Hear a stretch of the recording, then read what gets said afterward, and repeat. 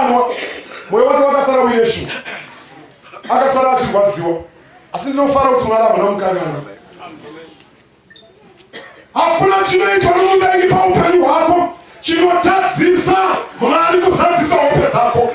Hakuna chinoitwa nomuvengi kana nomuroyi kana nemushonga kana nembanda kana neurombwa kana neshavi rinonzi renjuzu kana chinonzi satanism kana inonzi mhiko yekushaya mwana kana mhiko yekuroorwa kana mhiko yekusabvisirwa pfuma. Hakuna chakaita saichocho chinotadzisa iwe paupenyu hwako kusvika paunofanira kunzwa kuti Mwari vandibata, Mwari vandiburutsa, vandibuditsa mutorongo reutapwa hwandakaitwa navakafa kana vapenyu. Haleluya. Mwari haana chinovakurira. Inzwa kuti Mwari wako haana chinomukurira panguva ino. Tora Mwari wako umumise panzvimbo yake. Misa Mwari wako panzvimbo yake. Mugadzike pachigaro chake.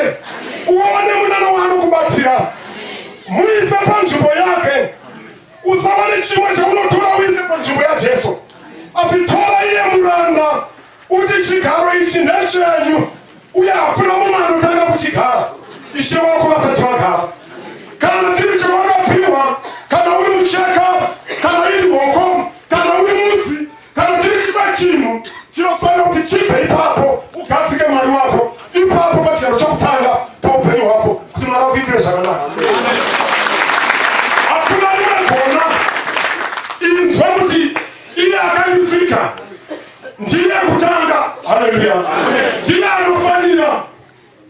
Mwari pakudini kutanga chii? Kutanga Mwari. Zvino vamwe takatanga zvinhu uchiona vamwe vasipo panapo pane chakatangira Mwari. Haleluya. Uchiona vamwe vasipo